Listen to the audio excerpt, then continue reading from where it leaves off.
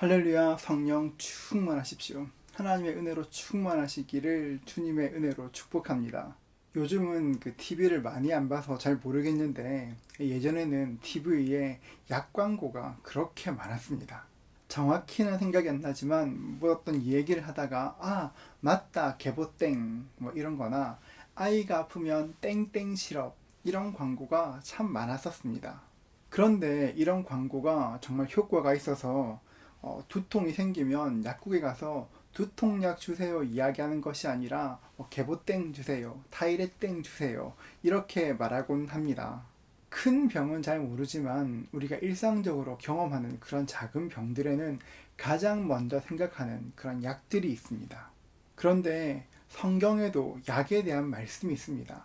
잠언 4장 20절부터 22절은 이렇게 말합니다. 내 아들아, 내 말에 주의하며 내가 말하는 것에 내 귀를 기울이라. 그것을 내 눈에서 떠나게 하지 말며 내 마음속에 지키라. 그것은 얻는 자에게 생명이 되며 그의 온 육체에 건강이 됨이니라.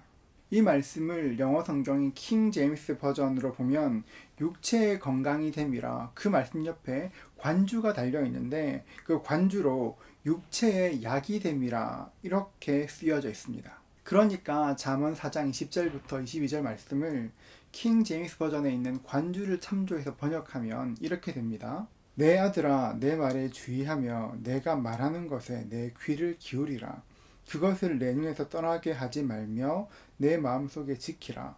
그것은 얻는 자에게 생명이 되며 그의 온 육체에 약이 됨이니라. 여러분 참 근사하지 않습니까? 하나님의 말씀이 우리에게 약이 됩니다. 저는 약이 되시는 주님의 말씀이 우리의 영과 육을 모두 치유한다고 믿습니다. 예수님의 보혈이 우리의 영을 치유하고 우리의 몸을 고칩니다. 여러분 복음서를 한번 읽어보십시오. 복음서를 보면 예수님께서 병든 자를 고치신 이야기로 가득합니다. 저는 제가 믿음으로 구원받았다는 것을 믿습니다. 로마서 5장 1절은 말합니다. 그러므로 우리가 믿음으로 의롭다 하심을 받았으니 우리 주 예수 그리스도로 말미암아 하나님과 화평을 누리자. 저는 저의 어떤 행위가 아니라 믿음으로 구원받았다는 것을 믿습니다. 제가 로마서 5장 1절의 말씀을 믿고 확신하는 것처럼 마태복음 8장 17절 말씀도 믿고 확신합니다. 이는 선지자 이사야를 통하여 하신 말씀에 우리의 연약한 것을 친히 담당하시고 병을 짊어지셨도다 함을 이루려 하심이더라. 예수님께서 우리의 연약한 것을 친히 담당하시고 병을 짊어지셨습니다. 저는 이 말씀도 믿습니다. 그런데 우리가 알아야 될 것이 있다면 친히 담당하셨도다 말씀하실 때 그 강조점이 우리에게 있는 것이 아니라 예수님께 있다는 것입니다. 병원 신방을 가면 가끔씩 제가 목사님 제가 이런 죄 때문에 이런 병에 걸린 것 같아요 이런 말씀을 들을 때가 종종 있습니다. 특히 중한 병에 걸린 분이실수록 그런 말씀을 자주 하곤 하십니다. 물론 죄 때문에 우리에게 그런 병이 옵니다. 만약 그런 마음이 든다면 죄 때문에 안타까워하는 것이 아니라 먼저 하나님께 회개해야 합니다. 우리의 죄를 아뢰어야 합니다.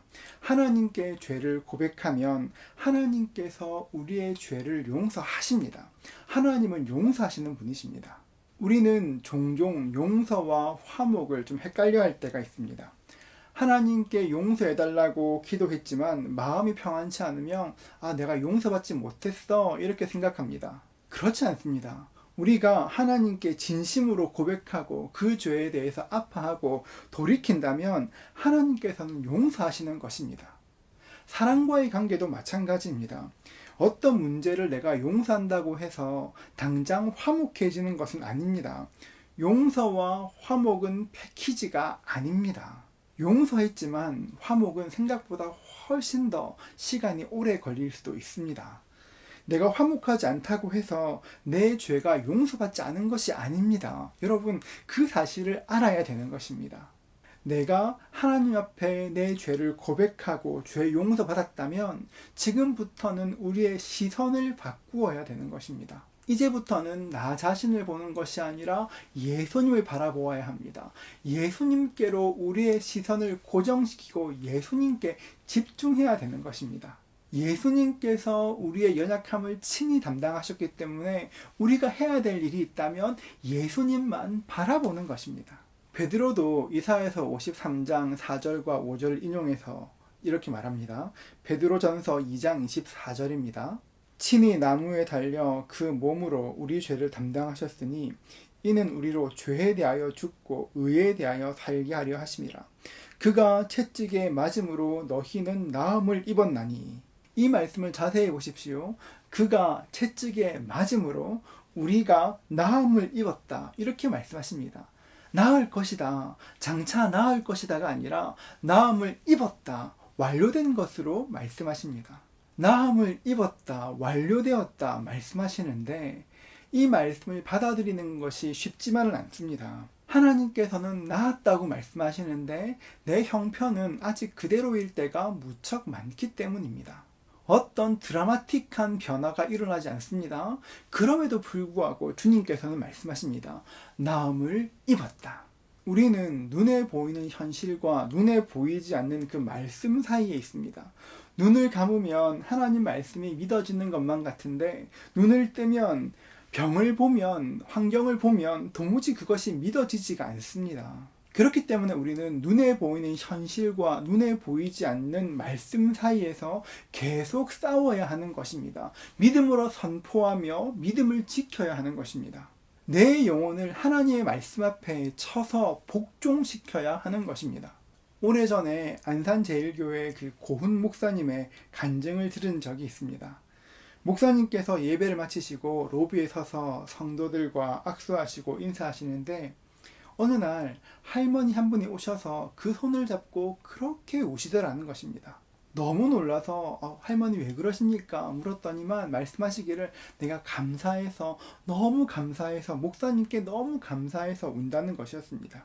할머니 뭐가 그리 감사합니까? 그래 물었더니만 할머니께서 말씀하셨습니다. 목사님께서 지난 15년 동안 나를 위해서 매주일마다 안수해 주셔가지고 내 오랜 심장병이 나았습니다. 이렇게 간증하는 것이었습니다. 목사님께서는 깜짝 놀랐습니다. 할머니께서 15년 동안 매주일 안수받았다는데 목사님은 그런 적이 없었습니다. 정작 본인은 아무리 생각해도 안수한 기억이 없었습니다. 어리둥절하는 목사님께 할머니께서 말씀하셨습니다. 목사님, 저는 현관에서 목사님과 악수하고 나면 마당으로 빨리 나가서 제 머리 위에 제가 손을 얹고 내가 기도했습니다. 그렇게 15년 동안을 기도했는데 하나님께서 지난주에 기적처럼 제 심장을 고쳐주셨습니다. 이렇게 말하는 것이었습니다. 저는 이 말씀이 굉장히 인상 깊었습니다. 병을 위해서 기도하는데 그 병이 좀처럼 낫지 않습니다. 아무리 기도해도 병에 차도가 없습니다. 바울 사도처럼 한번 기도하면 다리가 불편한 사람도 벌떡벌떡 일어나고 중풍병자도 걸었으면 좋겠는데 그런 일은 좀처럼 없습니다. 오랫동안 기도해도 별 차도가 없으면 어느새 기도를 멈춥니다. 그런데 여러분, 그렇게 하면 하나님의 역사를 볼 수가 없습니다. 비록 지금 눈에 보이는 차도가 없다고 해도 어떤 변화가 없다고 해도 눈에 보이는 현상에 집중하는 것이 아니라 하나님의 말씀에 집중해야 합니다. 그리고 그 보혈의 능력을 붙들어야 되는 것입니다.